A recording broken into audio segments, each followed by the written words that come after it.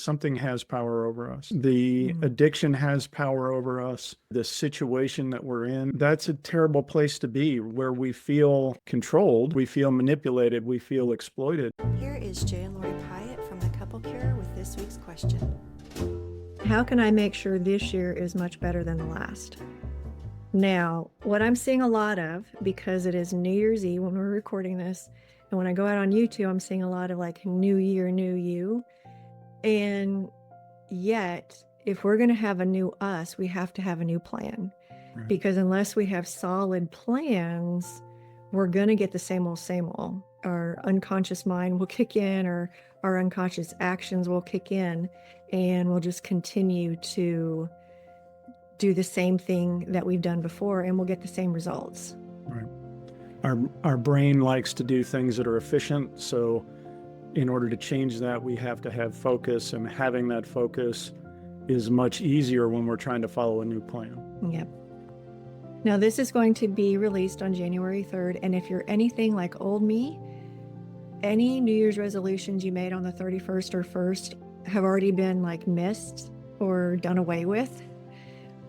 So hopefully this episode will give you a different approach to it. So this video is all about what does that plan look like? And so for the addict, I believe the outcome is being a person that you can look at in the mirror, somebody that you can respect and feel safe with. And for both of you, the addict and the partner, to become more like the person God created you to be, so that you are more loving, more empathetic, more connected. Or how to have the life you want to have, to live the life you feel like God has created you to live. Right. This will address that also. So something that's kind of popular at this time of year is what is called a dry January.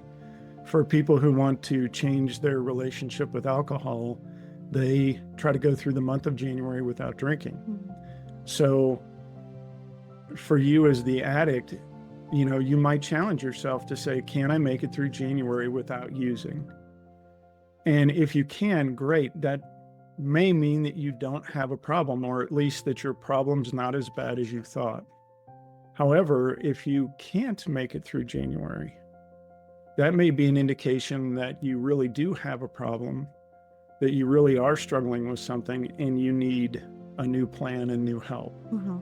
So whether you're starting now or at the end of January, the first thing to do would be to ask yourself, if you're an addict, am I tired of being enslaved? Am I tired of not being able to make it to my goals without using, my drug of choice? As a partner, you can ask yourself, am I tired of being trapped with no options, trapped within the walls of my partner's addiction with no actions? And then both of you guys can ask yourselves, am I worth more? Right. Was I created for something more? Am I worth doing something different? Yeah. If the answer is no, then definitely see a counselor and kind of track down maybe what in your past is causing you to say no, causing you to say, I don't know that I'm worth more than this. I deserve to be treated this way. I deserve to be stuck. But if the answer is yes, then there are some other steps you can take. Before we get to that, right, the idea is something has power over us. It's the addiction has power over us. The partner's behavior, the situation that we're in has power over my life. And that's a terrible place to be, where we feel controlled, we feel manipulated, we feel exploited by something that used to give us some reprieve for the addict, or even for the spouse, something that used to feel good to you in the relationship, or you felt connected to the person you're married to. And now something else has control, something else is in power. Okay, so what are the next steps? If you said, yes, I deserve more than this, I was created for something more than this, the first place to start is not necessarily what new plan do I want to put in place, but what do I want to feel this next year? How do I want to feel this next year? So really get into some specifics. I want to feel joy. I want to feel released. I want to feel like I have options. I want to feel like I can look myself in the eye. So write that down. And then the next step would be, what do I not want to feel? If you're an addict and you don't want to feel, oh, I had a goal and I didn't meet it and I feel like a failure or whatever it is, and then maybe we can go into a little bit more of what that will look like. Yeah, I would say that, maybe something you don't want to feel is no more secrets or hiddenness, no more sense of being disintegrated, meaning you're living two separate lives, no more feelings of being weak when it comes to the thing that you're addicted to, and weak in the relationship as far as how you're showing up, and are you really engaged, or are you just phoning it in because you're really just more engaged with your addiction. And so things you wouldn't want to feel is that sense of disconnection, that sense of being weak or helpless in the relationship. It could be that you want to feel like a better father. You want to not see the disappointment in your kid's face when they're let down somehow because you weren't engaged with them. For partners, it can look like, I don't want to feel like I'm at the mercy of my husband's addiction or my partner's addiction. I want to feel more peace. I want to feel like my old self again. Some of the ladies I've worked with, when they use some of the tools, they're like, I haven't felt this way since before college, before I met my husband, or, well before I really started dating a whole lot. Like, I feel like my old self. So that might be one of your goals.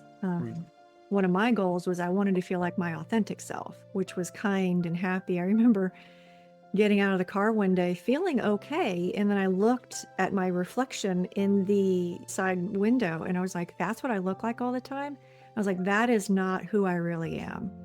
That's whenever I said, his problem is affecting me way too much. And that's when I started becoming more of who I felt like God created me to be.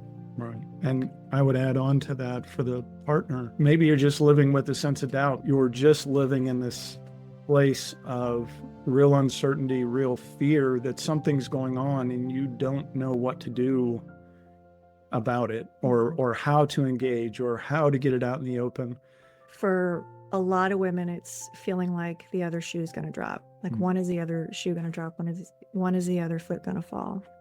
So in step 3, this is where the plan comes in. We need solid action steps. Yeah. This is where you start writing down, what can I do differently? What have I not tried? What have I felt like I might need to try? What have I been doing that hasn't been working? It can look like a list, just a bullet point of list, just a brain dump.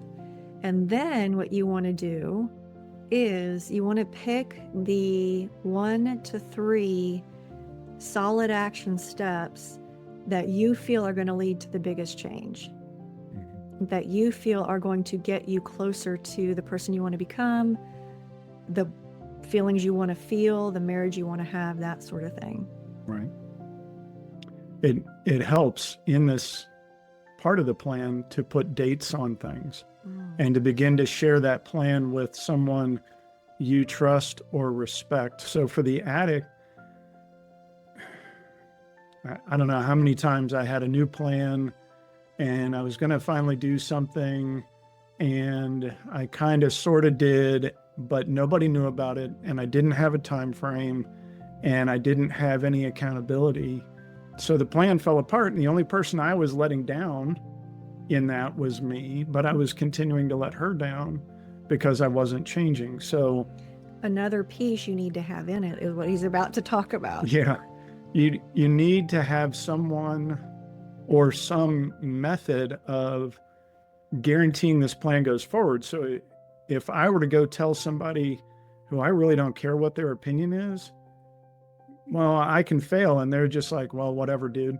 But if I go to somebody who I respect and he's like, hey, you told me you were going to do this. Have you done it? And then I'm embarrassed, or then I'm like, oh man, I'm on the spot. I need to go get this taken care of. And so that helps in our plan.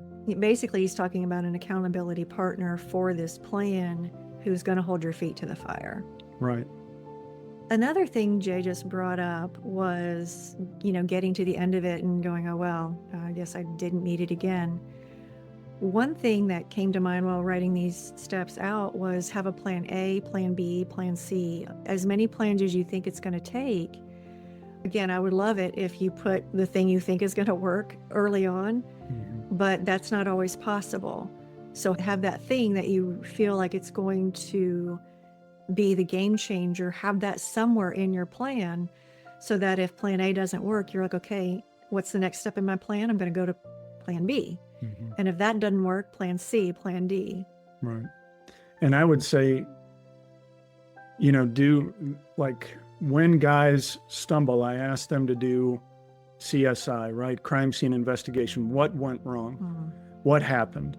And so if you find yourself not sticking to plan A, ask, or, at least be curious about why isn't this working? Why am I not following it? Sometimes it's because it doesn't cost us anything, right? It's like, well, it doesn't matter if I do it or not. It's not like I'm losing $100 a month or $10,000 a year or whatever. I'm just failing at something, which feels kind of normal. So to change that, you may have to put some skin in the game. You may have to say, no, I'm going to go to somebody who expects me to pay them, who expects me to invest in my own health. Because up until now, I haven't ever done that, right? So this is kind of related to Lori's earlier question. Am I worth it? Am I worth investing in my own health? And so what the grocery stores are doing right now is as you walk in, you see all of these health and fitness things just right inside the door because they think all these people are coming in, they're going to want to lose weight and get in shape, and this is going to be the year, and you're going to spend a whole bunch of money on an impulse buy. And that's not what we're looking for. What we want for you is to have a plan that helps you throughout the year. So that's why A, B, C, and D. Maybe it is you walk into the store and there's an impulse buy that helps you for a week. But what about week 2? So that's your plan B. And being invested, being more deeply invested in your healing can be huge. Go into what you said earlier when we were discussing this topic.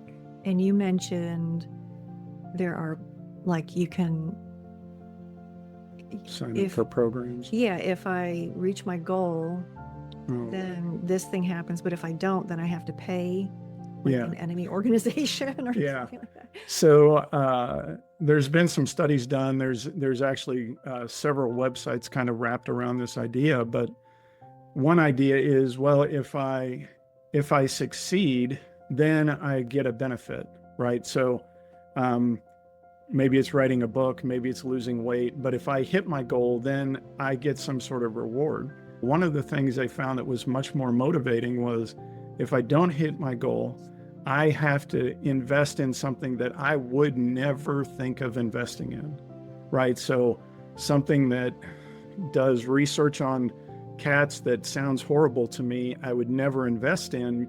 So then I'm more motivated not to get that outcome than just to get the reward.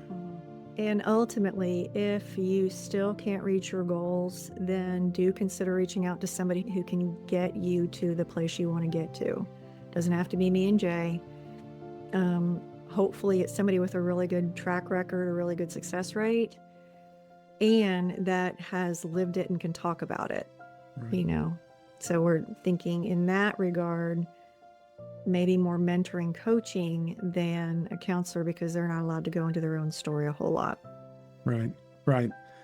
It's so helpful to hear from someone else, yeah, when that happened to me, when I faced that challenge, this was the thing that, helped me in that moment. So let's find the thing that's going to help you in that moment, that they're clearer about having overcome some of these hurdles. All right, guys. So hopefully this is going to help you reach new goals in this new year. And yeah, I think we only have 2 more episodes after this. All right, everybody. We'll see you in the new year. Bye now. Bye, guys.